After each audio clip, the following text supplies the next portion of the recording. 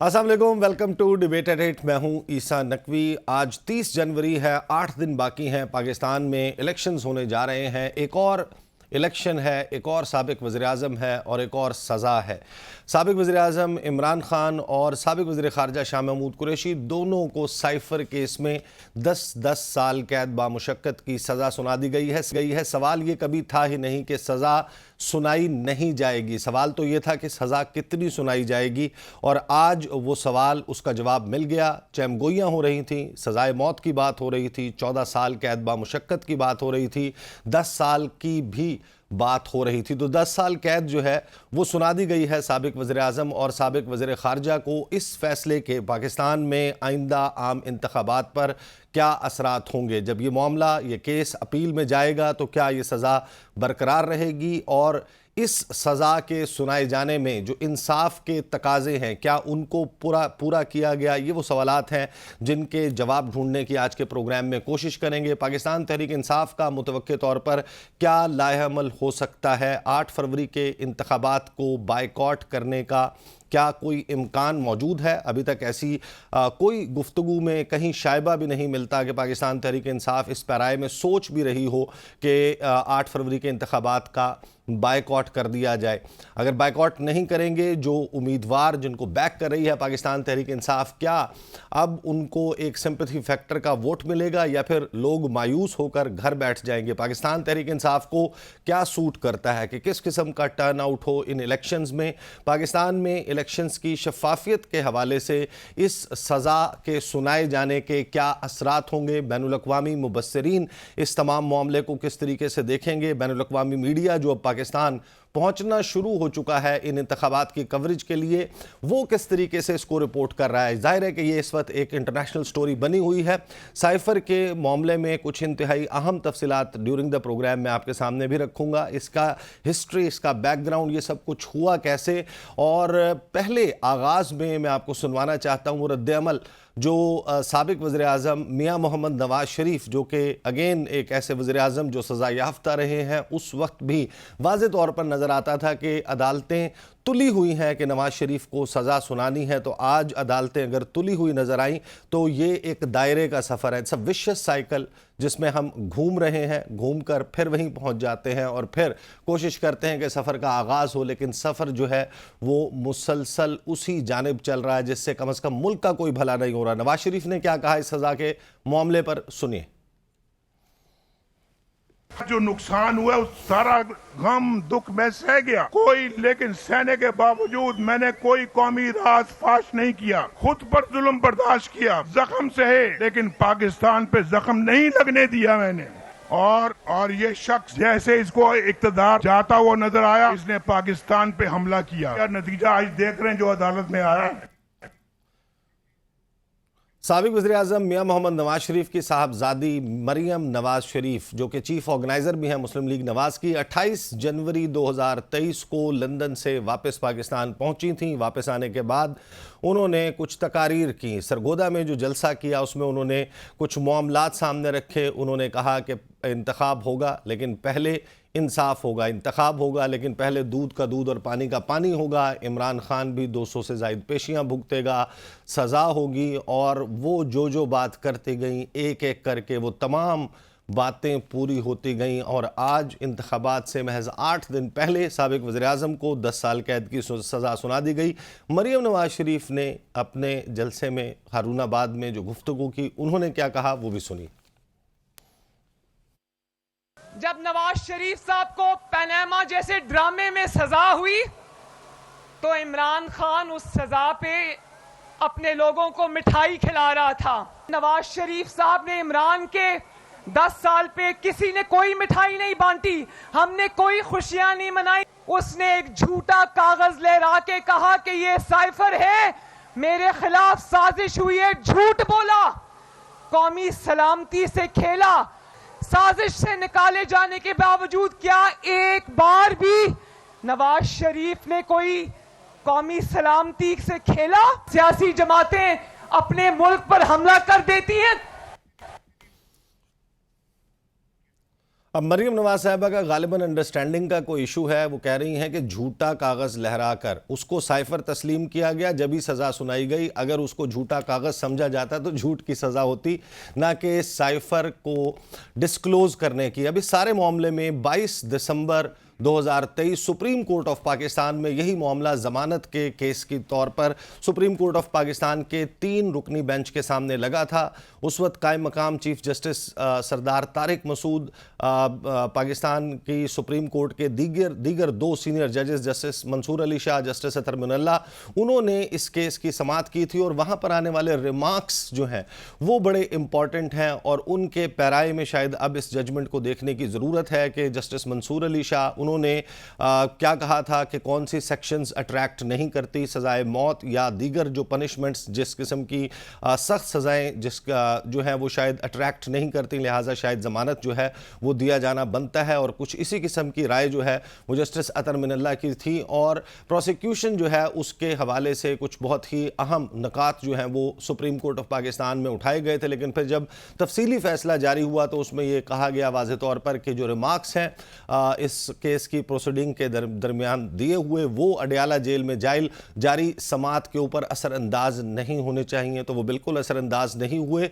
Judgement आ गई। अगर किसी के जहन में ये शुबा था कि अदालत लगी तो शायद इमरान खान जो है वो इस सज़ा से बच भी सकते हैं। लेकिन गुज़श्ता 4 से 5 जो समाअतें हैं वो जिस तरीके से चली, तो बड़े लोग जो हैं वो इस बात में कन्विंस हो गए थे कि सज़ा तो सुनाई जा रही है, मुअम्मा सिर्फ ये था कि सज़ा कितनी सुनाई जाएगी, क्या कुछ होता रहा इस दौरान। इसके हवाले से भी बात होगी। मेरे साथ मौजूद हैं साकिब बशीर साहब, स्टूडियोज़ में मौजूद हैं, बड़े रिपोर्टर हैं, इस तमाम कार्रवाई को जाकर भी कवर करते रहे।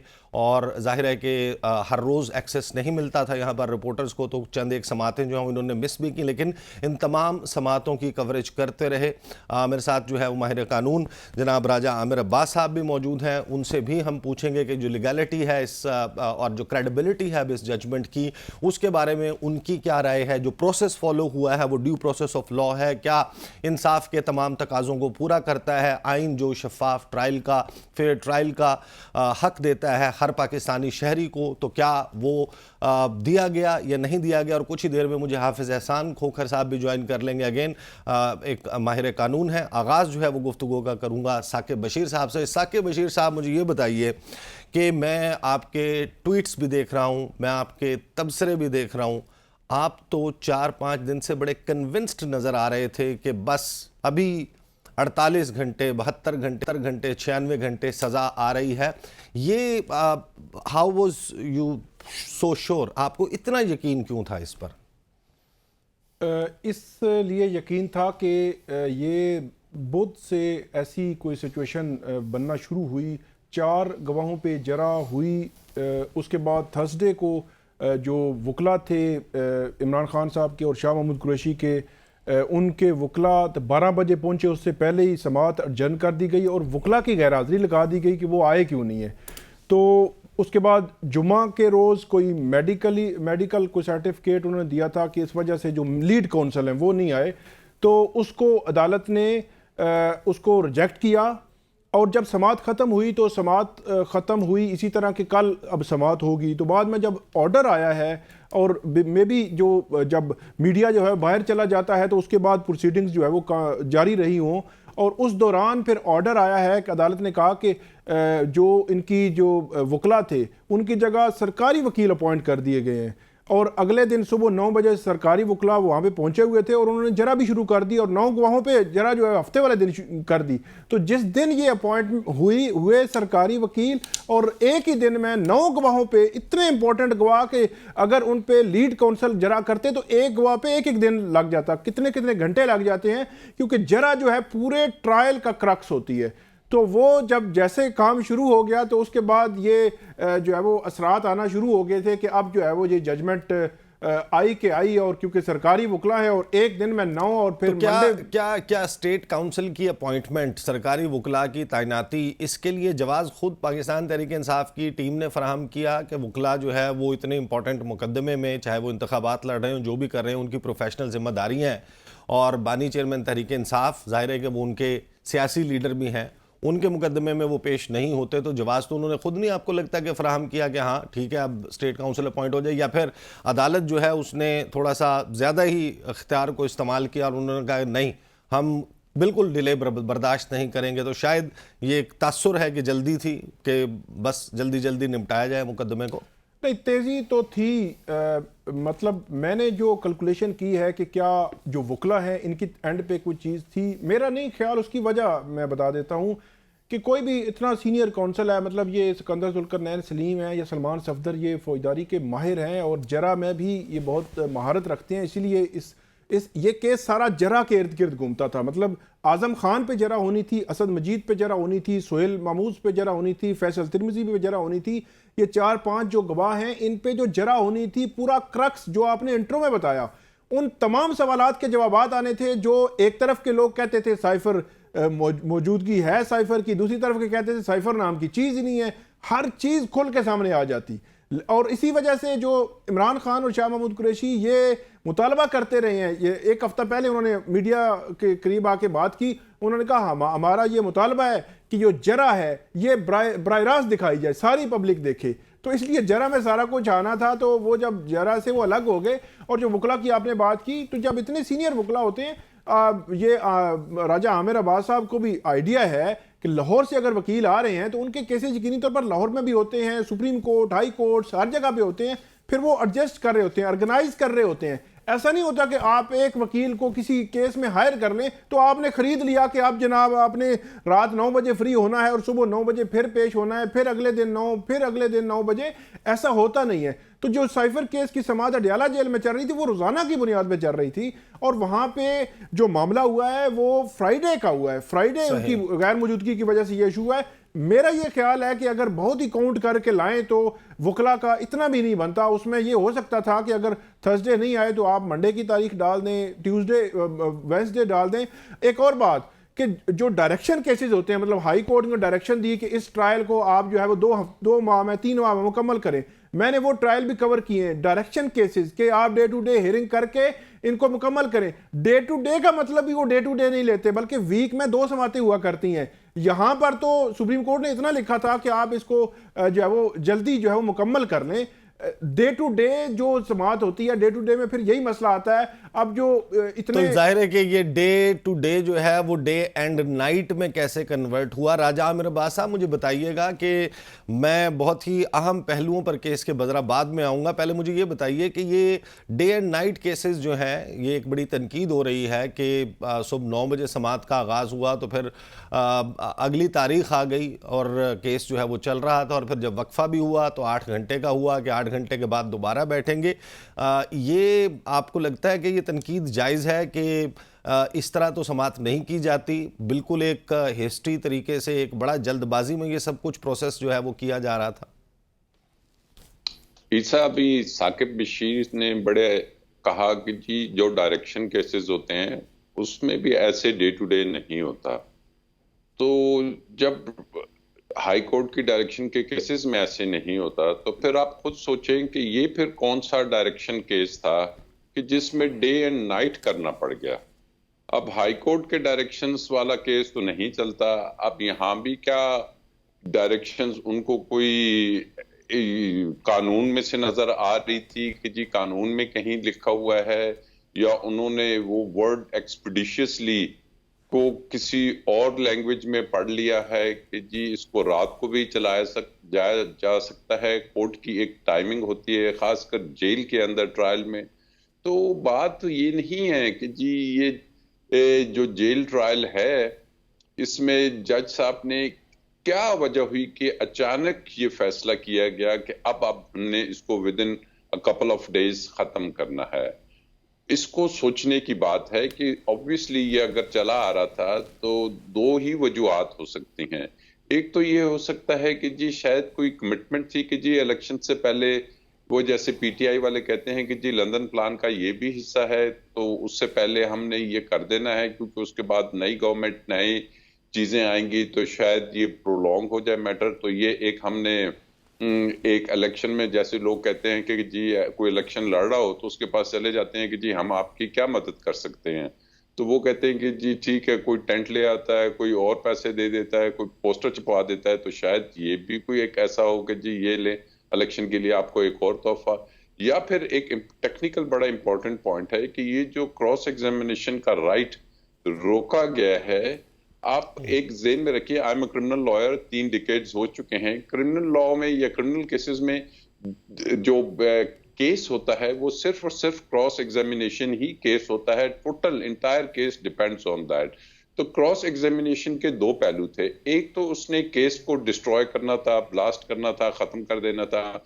दूसरा उसमें ये होना था कि ये क्रॉस एग्जामिनेशन की जब स्टेटमेंट्स बाहर आनी थी, तो ये फिर आपकी पूरी इंटरनेशनल मीडिया को के पास जानी थी, उनकी कंजम्पशन में भी जानी थी। और अभी जैसे वो मरीम बीबी का आपने जलाया कि जी सलामती, कौमी सलामती को कोई नुकसान पहुंचा है, तो फिर वहां पे नजर आ जाता है कि कौमी सलामती के सबसे बड़े अदारे ने ही इस साइफर के बारे में अमेरिकन गवर्नमेंट को, एम्बेसी को क्या डिमाशे लिखा है, क्या अल्फाज उसमें इस्तेमाल हुए हैं, और उसमें अगर आप डिमाश करते हैं तो वजूहात लिखते हैं कि जी क्यों हम आपको ये सख्त तंबीह कर रहे हैं, ये वार्निंग दे रहे हैं फॉर द रीजंस। वो रीजंस उन गवाहों से पूछे जाते कि ये क्यों डिमार्श हुआ था, जरा बताइए क्या किया था अमेरिकन हुकूमत ने, क्या वजूहात बनी कि उनको ये पाकिस्तानी गवर्नमेंट को, पाकिस्तानी सलामती के सबसे बड़े अदारे को ये लेटर भेजना पड़ा। तो ये बातें जब सामने आती तो उससे पहले एक और इंदिया इमरान खान साहब ने दे दिया था कि वो इसको इंटरनेशनल कोर्ट्स में भी चैलेंज कर सकते हैं, जिसमें वो चाहते थे कि डोनाल्ड लू और उस वक्त जनरल बाजवा थे, इनको बुलाया जाए। और जब बाहर की अदालतों में केस अगर कोई किसी भी स्टेज पे खोला जाता है, तो उसमें जो इंपॉर्टेंट चीज होती है, अगर यहां से लोग नहीं जा सकते या नहीं भेजते, तो ये जो कोर्ट के डॉक्यूमेंट्स होते हैं, खासकर जो विटनेसेस की स्टेटमेंट्स और क्रॉस एग्जामिनेशन होता है, इसको रिकॉग्नाइज किया जाता है, इसको एक लीगल स्टेटस दिया जाता है, इसको एज इट इज मनोअन तस्लीम कर लिया जाता है। तो ये बातें ऐसी होनी थी बाहर की दुनिया में कि जनाब ये जो बात हो रही है कि अमेरिकन गवर्नमेंट को पाकिस्तान डिमार्श कर रहा है, तो इसमें एक तरफ तो अमेरिकन गवर्नमेंट है और इसके दूसरी तरफ क्या एलिमेंट है कि वो अमेरिकन गवर्नमेंट्स कोई हेलीकॉप्टर के जरिए ओसामा बिन लादेन की तरह तो नहीं आए थे, वो किसके जरिए ऑपरेट करना चाह रहे थे।